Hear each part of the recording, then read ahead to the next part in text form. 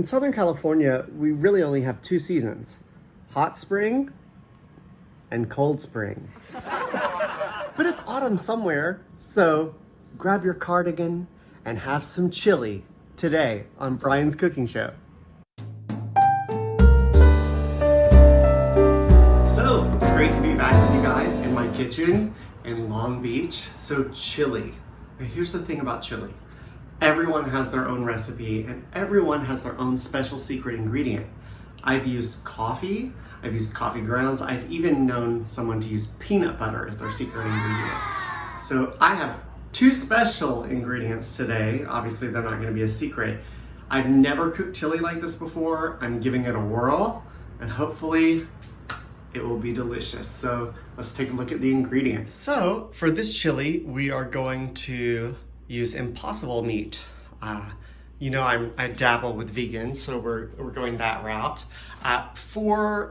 So there's the secret ingredient, okra. So I'm hoping this goes well. I'm bringing it to room temperature, and then we're gonna cut it in kind of larger chunks to avoid the slime factor. Green peppers, I wanted to do red, but my organic farmer didn't have red. So we're gonna use a red onion to have a little color. I think chili should be kind of easy, so we're gonna do organic chili beans. I'm gonna use stock and tomatoes. This was really important to me that the stock not have sugar, which be careful, it's really hard to find vegetable stock without sugar. Jalapenos, of course, and then seasonings. This is what I use. Cumin, coriander, black pepper, salt, garlic powder, paprika, and of course chili powder. So that's it. Let's put it together. I can't believe I forgot this. The okra is one special ingredient, and then the other is this root beer. This is 0-calorie ginger root beer. So instead of beer, we're gonna try this. I like a little sweet, even though it's made from, it says Zevia, so maybe that's made with stevia. I don't even know. But then the ginger is gonna give it a little kick. So, okay, now we're gonna put it together. All right, so I'm gonna utilize two pieces of cookware here. My grandma's cast iron skillet, awesome, and my Le Creuset stock pot that my mom gave me many moons ago that I somehow didn't lose along the way in my journeys. So the impossible meat, see, to me, when I really want it to look like meat, kind of have that meat feel to it, I use impossible. To me, it's the processed meat that is the most meat-like. So that's cooking. I put spices all in the meat. And then this is my crushed tomatoes, my chili bean medley, and then I've seasoned that as well. After this is brown, we're gonna take it up and it will have like fake fat that I will drain, and then we will cook our veggies in the fat. After that, we'll add all that to the stock pot, and then we'll see what we need to add from there. We're gonna add the okra at the end.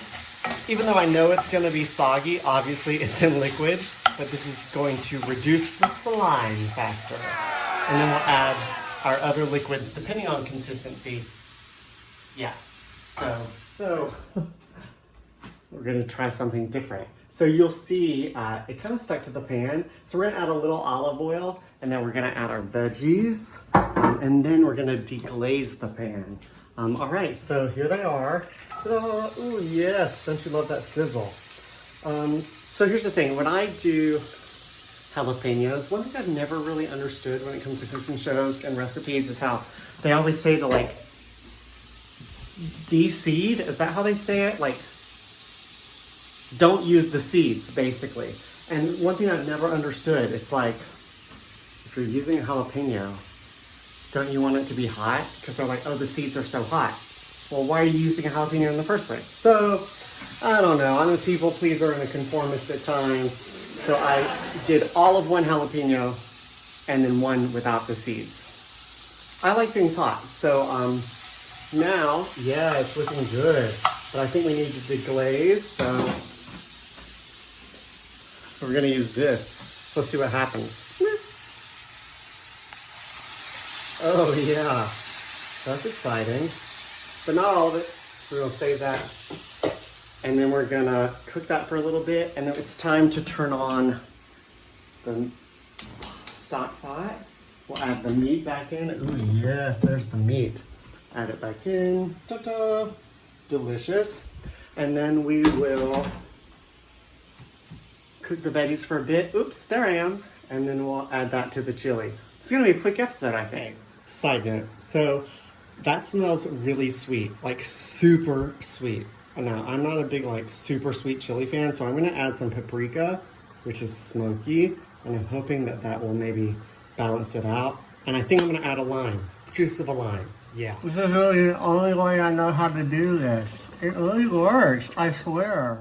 Okay, the veggies are now in there. I do think it looks pretty good with the green pepper. I think the red pepper, it might have been nice to have both, but alas, this is where we are. So it's funny, I was like, we can't taste it yet because the meat might not be cooked all the way through, but I definitely cooked it and it's not really meat. So I'm gonna add, see, this is really thick. So this is why I add veggie stock, because I don't like it super thick. Then we're gonna cut the okra and then we're gonna taste it. Okay, so I did add a little more root beer. So we'll see what that tastes like. And then look at the okra. So the okra is not slimy. So there were a couple of tricks that I saw on the interwebs. One was, I think I already mentioned this once, but bring it to room temperature and then make sure it's really fresh. I got this on Sunday. This is Tuesday, so it's pretty fresh from the farmer's market. So I kept it kind of small because, you know, unless you have a giant spoon, what are you gonna do? So put it in there. Ooh, yes. Assistant. There we go. There's a few in there. There are a few. What is this? Okay, so there it is. I like this consistency. It is not too thin, not too thick. So we're going to let it cook for, I don't know, maybe I'll turn it down and cook it for like 10 minutes and then we'll give it a taste. So, after 10 minutes, I tasted it, and I'm gonna tell you, it was a little sweet. So, I did a couple of things. I added more of a few of my spices. I added a little more, this is a giant cumin, a little more, I didn't do it on chili powder actually, paprika, coriander, and then I added a little more salt and pepper. And then, it still wasn't quite there, so I added some rice vinegar. I'm just trying to balance it out, and I tasted it again, and it's phenomenal. So to really try this at home, you really have to mess up and then fix it. So if it gets too sweet, you can add something. Oh, I added another lime. I spare you the details like I showed you earlier. And then the rice vinegar, because I have balsamic vinegar. It was actually my first choice. And then our trusty source, the internet, reminded me that it's a little sweet. And you don't want to fight sweet with sweet unless you're like trying to save the world, which is falling apart right now. I'm just kidding. It's fine. Ellen and I are just hanging out. We're waiting for the chili to be done. Right, Ellen? Right, honey? She loves chili. So there are a few ways you can top your chili, right? So sometimes I like to not add anything. I like to cook like sweet potato fries, and I like to dip them in the chili. That's Ellen's favorite way, isn't it, honey? Oh gosh, she loves sweet potato fries. Another way is siete chips. Those are really great, and I think that's what I'm going to do this time, and maybe add some sliced avocado. So yeah, it's gotta be time. It's ready. All right, here we are. There's the chili topped with some lovely California avocados. The siete chips I was telling you about. These are grain-free, sugar-free.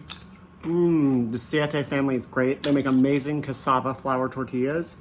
And I've got my iced tea, which I think next time I might try this with unsweetened iced tea as the secret / special ingredient. So, okay, I'm cheating because I already tried this. Well, it did cook a little longer, so I don't know. It could be a complete shit show. I'm sorry, kids. Oh my gosh.